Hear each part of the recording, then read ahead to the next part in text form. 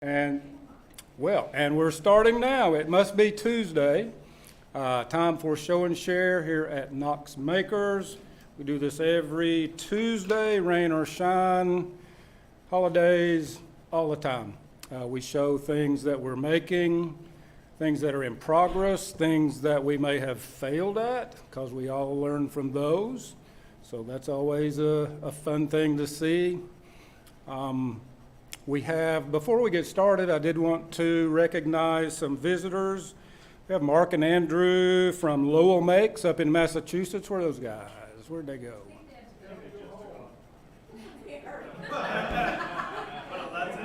Well, okay, see you, bye. But Rebecca's here. Where's Rebecca? There's Rebecca. Hi, Rebecca. Yay. Do we have any other first-time visitors or somebody just coming to see us and get a hamburger? All right. Thank you for being here. All right. Perfect. We got a pretty good list tonight, so we want to keep it PG-13 since we are zooming out to the interwebs. And we want to keep it 3 minutes-ish if possible, so we can make it through the evening. And so with that, let's just go ahead and get started. Try not to talk. These microphones pick up everything, even if you think you're like super quiet. So anyway, let's start out with Tim, who has a portable video game player.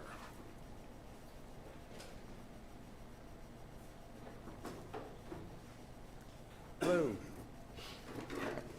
So there is an open source video game player type project called an Arduboy, and I tried to make a clone of it with my own PCB and some components put together. There we go. So it looks like a little video game player, up, down, left, right, and then 2 buttons. The normal ones are about the size of, like, smaller than a credit card. I wanted something that'll be a little bigger, so for real life scale. This project is not a success yet. It's not a failure yet either. There's the, and I'll go into that in a second. There's the back of it. Originally there was no additional wiring. Just the brains of it, 5-volt microcontroller. I found a pre-made breadboard or a little board for charging the battery, pre-made board for bumping the voltage up to 5 volts, and pre-made board for the flash memory, and some buttons. So I thought I'd put it all together. And when you turn it on, it does appear to turn on. But you see, as soon as you try to do something, it fails. If I plug it into the wall, though, there was a power strip. There it is. One moment.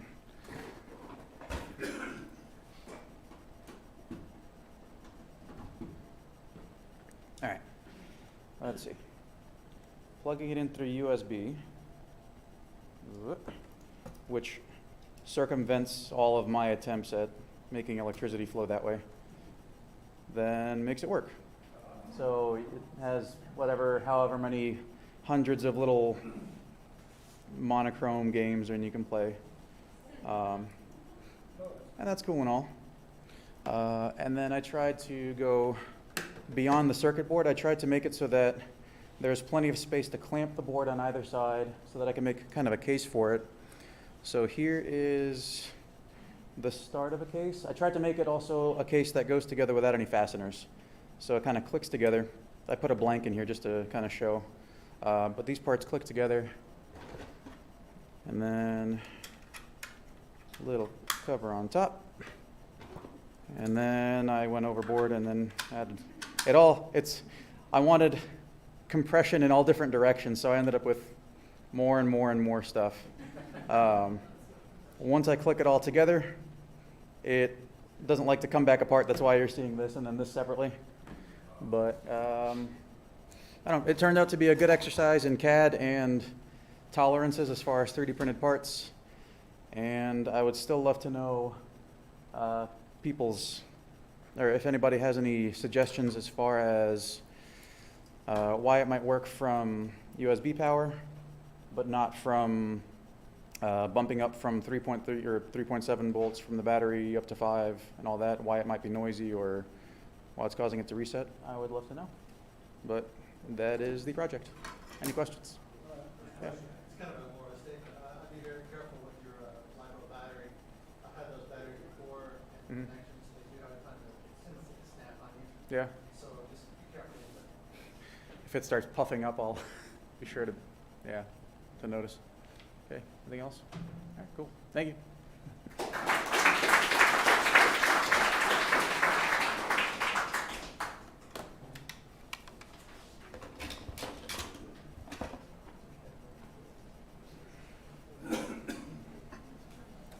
Nice project, Tim. Making progress. And I'm sure somebody here knows how to do that electrical thing to make it work. Next, Keith is striving for that next level of zazz. So let's see what kind of bicycle madness he's got this time.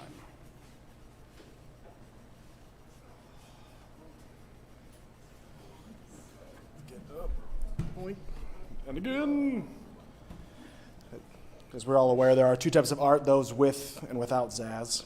So I'm just trying to, I was trying to get like what the next level of kind of what the art looks like going forward into like better opportunities and to try to, do better in opportunities I've gotten in the past. There's a local art center near me that I've submitted and gotten pieces into, but I've just kind of yet to overthrow the 2D oil painters and their like 4x6 500-hour paintings. So it's a difficult task to do, but I wanted to work on scale a little bit, so they're a little bit bigger than before, but the main thing I was kind of trying to build a little bit better upon is the flowers for the vase, just trying to like what do those look like, more than just like the little sphere of wood I used to turn with some kind of cogs attached to it.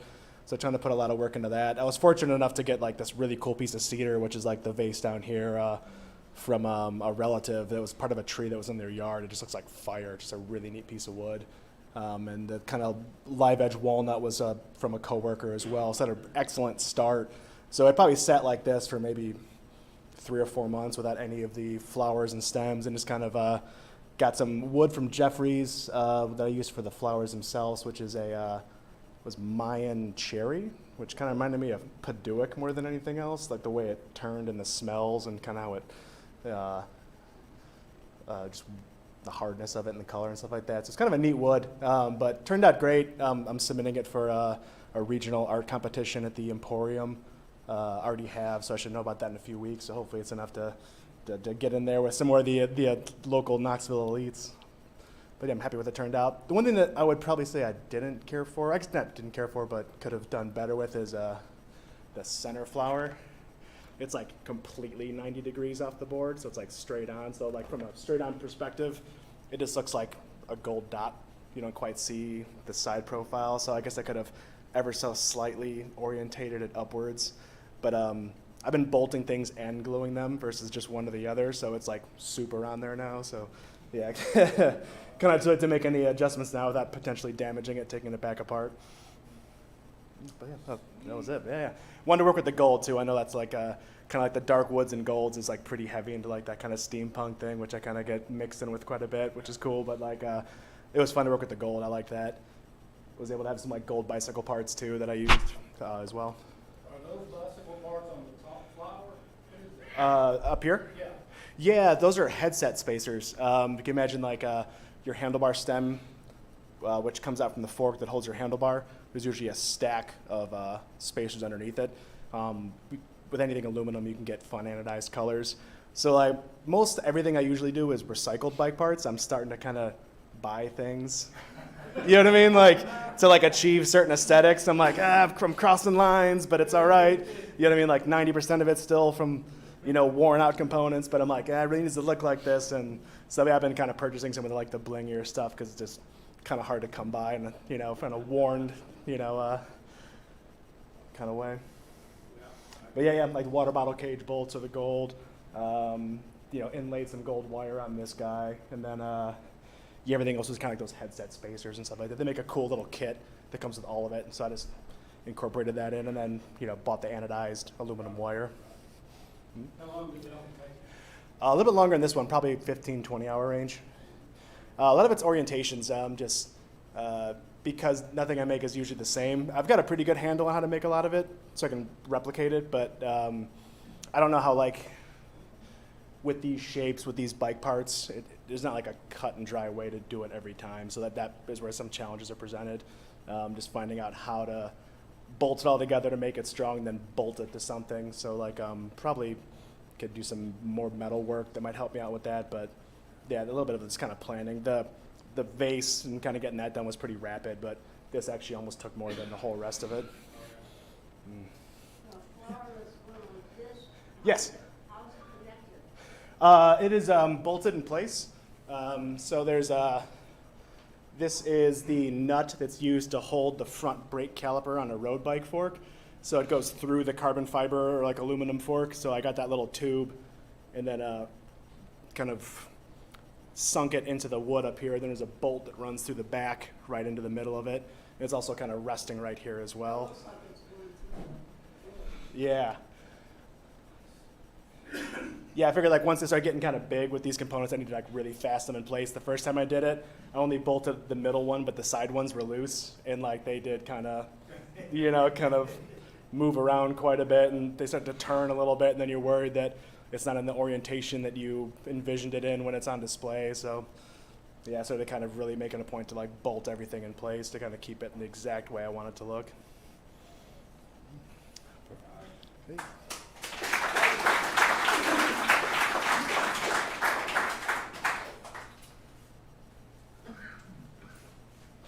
Nice work, Keith. I may have bought something for a lamp one time. Yeah. All right. Devan, how do you pronounce your name? Where are you? Devin. Duh. Break down pack flat stool. Ooh, nice. You want to show that here or on this side?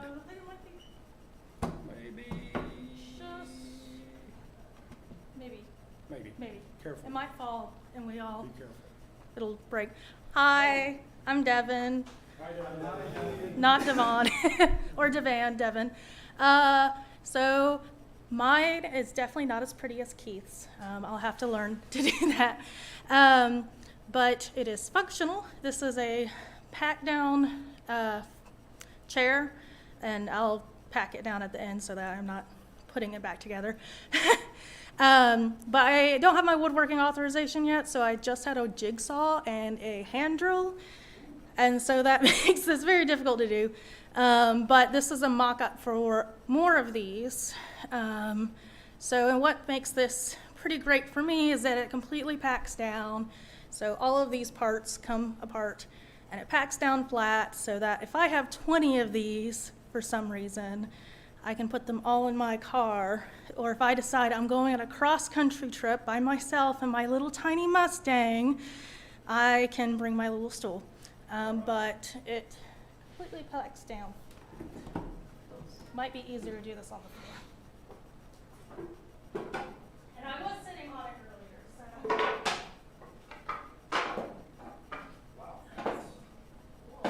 Yeah. So it packs down completely flat. Yeah. It makes it a lot less harder. That's it.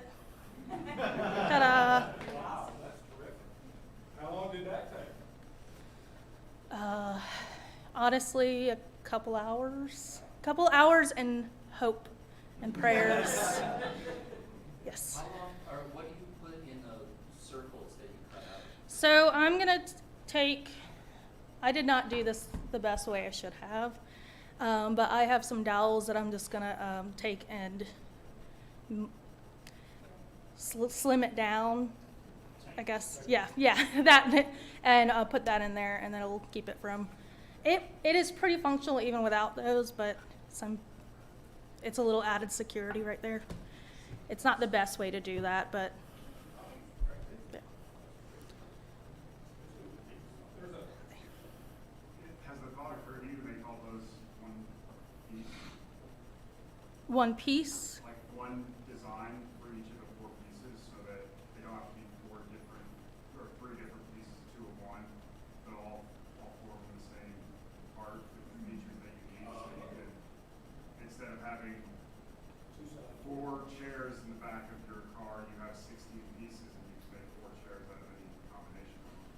I had not thought of that at all. It's a pretty cool, neat idea. I'll let you know when I figure out how to do that. Yeah.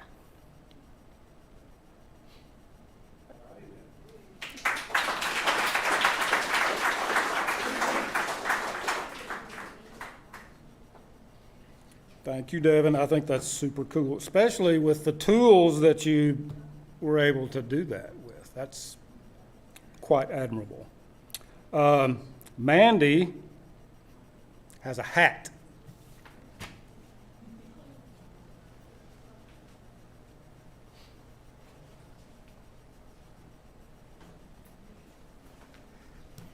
Alrighty, y'all. So I think when you're making something, the number one thing, especially for somebody else, is to keep your audience in mind. So this hat is for my mother. She's probably been asking me to make this hat for her for at least 2 or 3 years now, and I've never been able to get it right. But this is her. If she's anything, she's a goober, and I love her.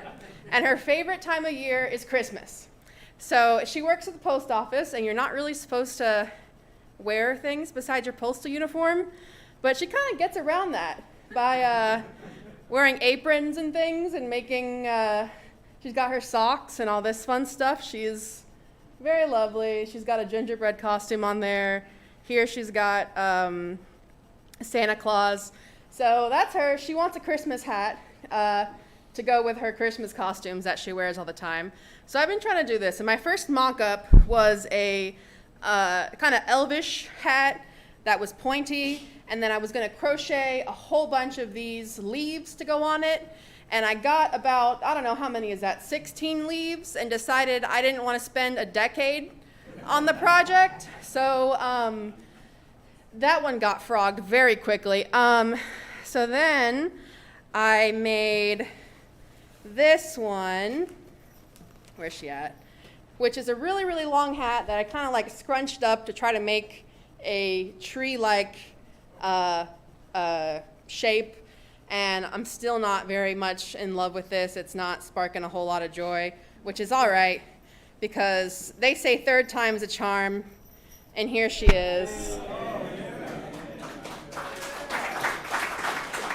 So she's there, yeah, that's the winner there. So she's got little ornaments, it's got little 3D, and of course little jingle bells. So you'll hear her coming around the corner if she's delivering mail. So there's a Christmas hat for you. So that's up. Can you make me one? It's been a long time. I want to make me one after this if I'm able to keep focused, and I want to do it for her birthday, which is next week. So let's see if these little fingers can crochet that much. Plus, I got to ship it to her. This, it probably took me a couple days here and there to get the base of it, and then I'll let you know with the little leaves and ornaments and all that when I'm finally done with it. So yeah, it's been a minute. So yeah, so that's my hat. All right.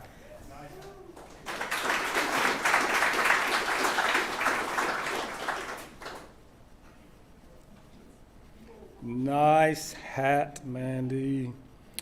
Tracy has a lathe duplicator, is that right?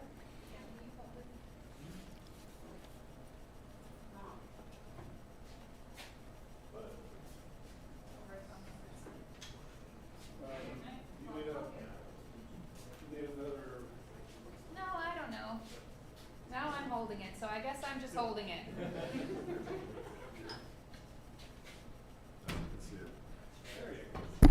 So this belonged to my dad, and he doesn't need it anymore. So I took it, and now I'm donating it to the shop. It's a new tool for the lathe. So how it works is you mount it on the lathe like this.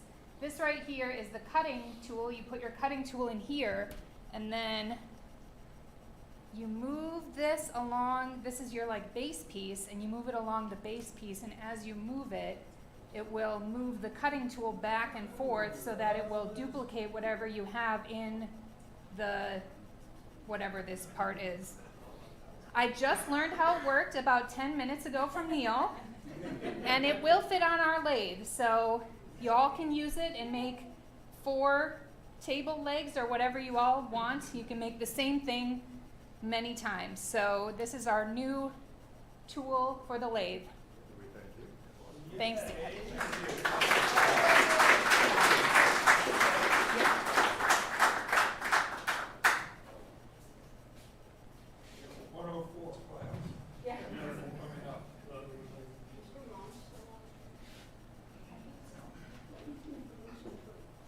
Thank you, Tracy, for that super cool donation. I can't wait to learn how to use that. And I'm sure Neil's already got it figured out. You know how to use that thing? Of course he does. Yeah. All right, we got one more. And it's, I hope I get this right. Nazira? Nazira. I can't. I knew it was close. My name is Roussel tonight, I guess. I mean, most people mangle it even worse than that. Okay. All right. And she has jewelry and metalwork, right? I do, yes. All right. So part of what I do is I do medieval reenactment. And as part of the medieval reenactment, we make jewelry and coronets. So this is a handmade coronet. I made it myself with a jeweler's saw and a handheld Dremel type sander and rivets. So it's, sorry? Move the sign, there we go. Yeah, so it's, all of this cut work here is like hand done with a tiny, tiny jeweler's saw. And it's all been shaped by hand as well. But that's my fun. And like, I've got little tiny star pins on it there. And I managed to buy those off of Amazon. I don't know if you can see them. And then use those to set rivets. So, there, you can see them there. Yep. So, my husband jokes that what I like to do is tiny, tiny fiddly things, and he's right. So, I made another one first that was about this thick and was just cut work all the way around. It fell apart because there was too much cut work and not enough metal. So, learned a lesson there. What metal That is nickel. Yep. It's not my preferred thing to work in because when nickel cuts, it's not a smooth thing to cut. It's very jaggedy. It's a pain, but it was either that or brass because I can't afford the silver to do that. Yes. What kind of like guiding or templating? Okay, so what I did with that is that I actually did a layout on my computer, just using like Inkscape, and then I printed that out to size, and then glued it onto the metal, and then cut it that way. Yeah, this. How long is that? So start to finish, this took about 12 to 14 hours.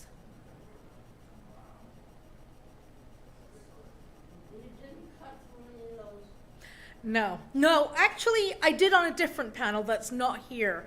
I actually cut one of the lines far too thin, and it was just like, well, guess I gotta start again.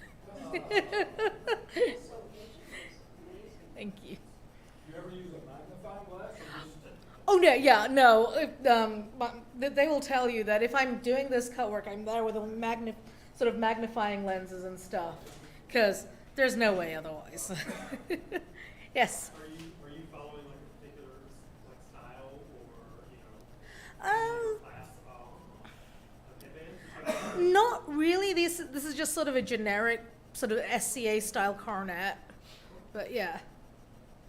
Yes. So the saw you're talking about, this is like a coping saw. There's a Uh-huh. shape. Yes. And you drill a hole. And Yep. Exactly. Yeah. I used 8-0 blades for that. If that tells you anything. Really, really, really, really small. Or 0.8, yeah, the really small ones. Yes, at the back. Is everything cold? Do these heat? No, no, all of this is cold. All the joins and everything are cold. It's all cut cold. Yeah. Yes. The geometric design, those are inspired by Islamic art, right? Yeah, this is actually inspired by a 6-fold Islamic rosette that's done in a tessellating pattern. So what actually happens in a larger pattern is that this central rosette, sort of these central rosettes here, those get repeated all across. And that was actually what the first one looked like. It was just these rosettes repeated and tessellated. Yes? Would you consider using your laser etcher to stencil your pattern? I didn't have one, but now that I have access to one here, I probably would, yes.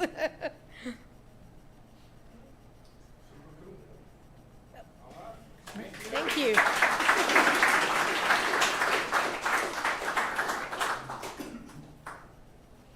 We have some super cool show and shares tonight, and I thank you all.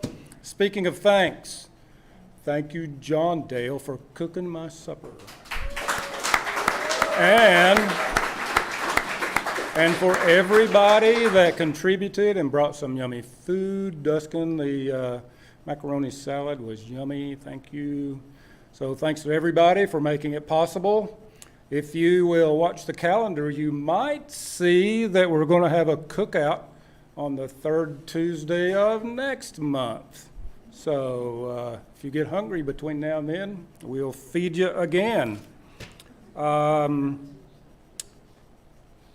Speaking of Tuesdays, tonight, new members onboarding after this meeting. That is a requirement for full membership. So if you're interested in being a member, you do have to take that before you get your key. It's not, you don't have to be a member. You can, if you just want to learn more about our organization, you are free to attend so you can know about the history of Knox Makers, why we do what we do, how we do it. It's quite entertaining. It's put on by our very own Isaac and Tracy, and I highly recommend it. Other things coming up. This Thursday, Neil will be at As the Lathe Turns, the wood turners social, if you will. We have lots of social things going on, and that's a good one. Got some classes coming up. Moonraker, November 23rd. There are 5 tickets left, so if you want to learn the CO2 laser, grab a ticket. On the 24th, that will be on a Sunday afternoon, our monthly board meeting, and members are welcome to attend. It's an online meeting. Check out the events page, and you can get a link to that. December 7th, fabric arts box making. Last week, we saw an example of that at Show and Share, and so she's going to teach a class on how to do that. I think that's super cool. And our annual event, Toy Tech, December 3rd. Be here to reconfigure toys so that handicapped kids can use them. We'll set up tables in here. We'll have a grand old time operating on toys, tearing them apart, making them so that kids that may not have the dexterity for small things, they can use giant buttons, blow switches, whatever. It's a lot of fun. Come join us. That is December 3rd. Do you have Man. to have any experience with accessibility or electronics to participate in the toy night? Oh no, anybody can come. We will find a spot for you. If you don't know how to solder, it's okay. You can sew. You can rip toys apart if you want to do that. Play like a surgeon. Oh yeah, it doesn't matter your skill level at all. Just be here. It'll be fun. We have a blast, and it's a great thing to do for the community. That is all I have. Do we have any other announcements from any of the peeps? Well, let's go out into the shop, have fun, make something, and if you want to stay for new members onboarding, be in here in 6 minutes and about 12 seconds, and we'll see you next week, Dodie.